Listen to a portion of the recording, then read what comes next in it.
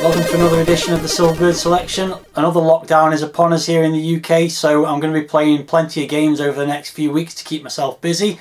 One of those is a game I'm going to review right now, which is a game from 1989, so that makes it probably one of the last Silverbird game releases. It's Cheapskate, released in the Silverbird packaging, and a pretty rare game to find this. My copy cost me £4, so let's see if it's worth that £4 or if actually I should have been a cheapskate and waited to pay a little bit less for it. Let's take a look at it now. Let's take a look at the front cover then, and as you can see it's typical Silverbird packaging. We've got the Cheapskate logo in the top left there, and then an image of a guy in a very smart jumper skateboarding down the street with what looks like a load of fireballs coming at him, and his skateboard seems to be absolutely massive, although that could just be perspective, but to me that just looks like an absolutely huge skateboard. So anyway, on the spine you've got the Cheapskate logo again, as you'd expect. Back cover, 4 screenshots as always, and they're all pretty similar looking. They're all of a guy skateboarding down a street in what looks like an isometric perspective. And there it says, become a cool kid in this ace skate race, which is very unremarkable, as is the packaging so far.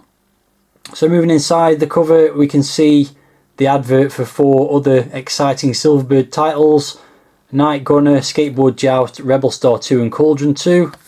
I think we've seen those on other inlays that we've looked at in previous reviews. So onto the instructions, you can see it says Cheapskate is copyright Hardware Software, which is a strange name for a software company, but there you go.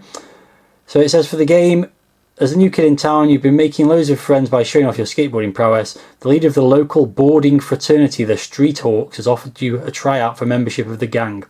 So pad up, get going down the hazardous courses that they've set up to test you, duck under bars, round street lights, and dodge the dangerous fireballs as you try and prove your worth. So interesting neighbourhood this person lives in if there's fireballs being thrown around. Anyway, so we've got some loading instructions as always, and then the gameplay instructions simply have got the joystick controls there for speed up, slow down, moving left and right, jumping and ducking. So very simple instructions in a very simple set of packaging. Well, here's something we don't see very often. It's a graphical loading screen for a Silverbird range game. Not too bad. You can see the skateboarder going up the isometric street, which seems to be the opposite direction to the one on the back cover images, but not too bad. It doesn't strangely have the Cheapskate branding on it in any way. It's just a picture with no text on at all, but it's quite a nice picture, quite nicely drawn. No credits there for who the artist was, but better than the usual text-based loading screens that most of the Silverbird range seem to have.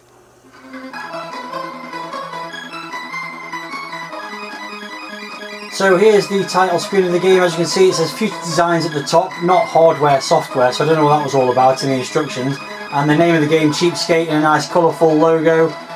You've got the logo and the branding, I suppose, of the Street Hawks, which is the gang you're trying to join, on the bottom right, and then some credits on the bottom left, which says programmed by Daryl Bowers, graphic design by Pixel Perfect, concept by Andrew Morris, Ian Bastow, does that say, I think, and Daryl Bowers again, maybe Bastow, I'm not sure, I can't quite read that because it's in a strange brown and yellow font.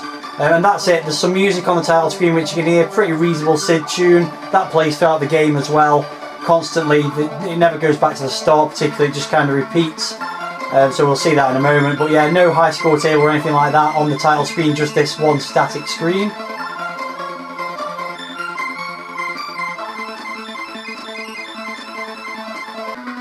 Okay, so let's crack on and give this game a try. As you can see, and as you've seen from the screenshots, you're a skateboarder skating down a street in isometric perspective. You've got to duck underneath things and also avoid obstacles. You can also jump by pushing up and pressing fire, although jumping over things seems to be fairly superfluous, at least in this first level. So your score accumulates as you progress along the street, and you've also got a time limit. They are linked in some way, which I'll explain perhaps a little bit later on in this video, but it's fairly straightforward. Just avoid the obstacles. Some obstacles you pass by, if you get close to them you'll get a bigger score. You've probably seen the score jump up slightly. So there we go, that's the first level completed. As you can see, completed stage 1 in my quest to become a novice in the Street Hawks, and I go then can press fire to accept the next challenge. So on this level you can see the fireballs materialise as we saw on the front cover, and they're also mentioned in the instructions. Not quite sure who is throwing these fireballs and why, but there you go, that is happening. There's also balls rolling down the street, one of which I've just crashed into and disintegrated, it seems. So the graphics are pretty nice, although I'm not a fan of the isometric perspective. They're quite nicely drawn, nicely defined, all the objects on the street. Got shadows on things that come down the street as well.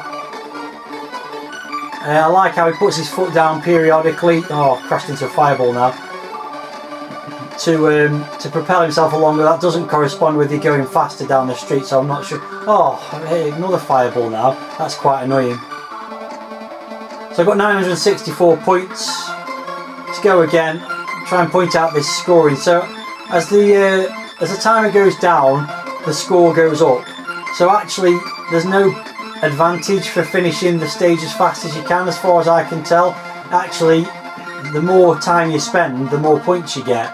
So that's a bit of a strange choice of scoring mechanic, and not something I think I've seen before. It's very odd, to be honest, and quite strange, and not much more to say about that. So yeah, the graphics, as I was talking about, pretty nicely defined, quite repetitive as well, though. You do get different objects on different stages, but nothing much in the way of variety. There's a few things on the readout that are a bit strange. You can see there's like a ruler on the left hand side with a bar going down it, and I think that's your progress towards joining the gang, because it does move down with each successive stage. Hit the ball again. So like as I was saying, I may as well just go as slowly as possible. There's also a strange sort of readout, a number at the bottom of the thing under the speed gauge, which when I'm on the left, oh, I've got to hit another fireball. When I'm on the left, it's 0. When on the right, it's 96, and I've got no idea what the reason for that is. It just seems to make no sense at all. Oh, I've hit another fireball. I keep hitting these fireballs. That's game over again. I'm going to have one more playthrough. I have got a bit further, and maybe a bit less torque, a bit more concentration will allow me to get a bit further through the game. But yeah, there's no, as I've said, there's no real advantage to going through it as quickly as possible.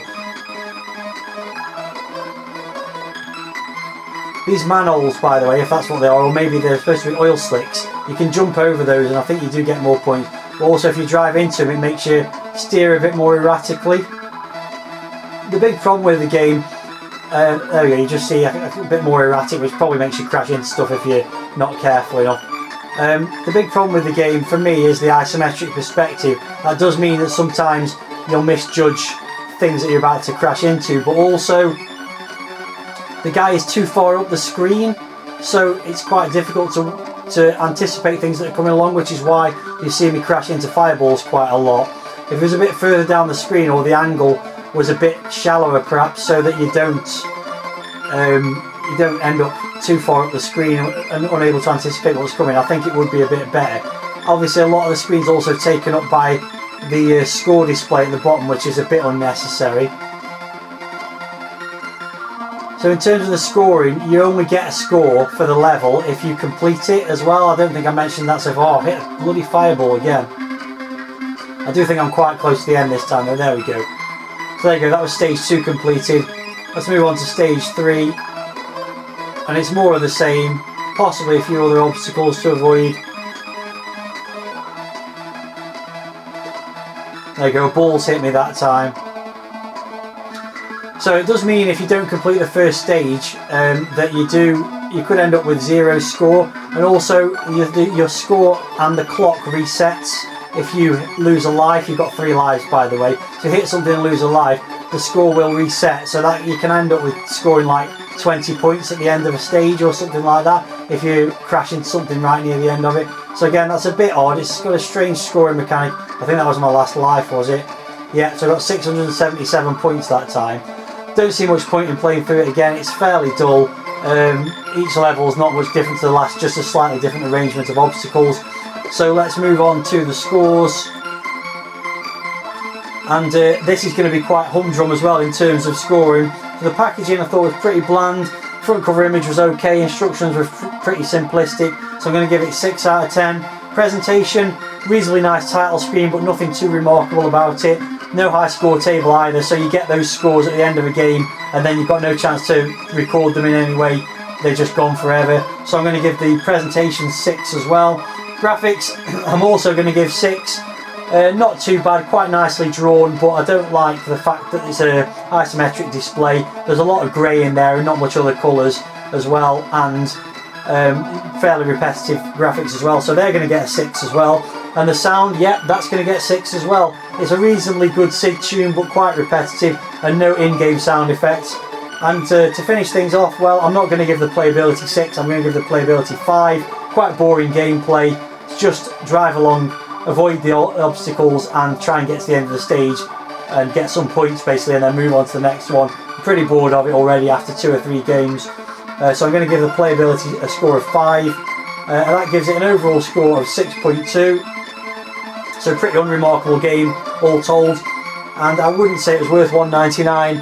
It's not a terrible game, but I just think in 1989 when this came out, there were much better skateboarding games that came out, like Pro Skateboard Simulator in the Codemasters. You could get Skate Rock on the Ricochet re-release on Mastertronic for $1.99 by that point as well, and probably 720 Degrees was probably out on the Kicks branding by then as well. So yeah, it's just not a very good skateboarding game for 1989. There were much better options out there.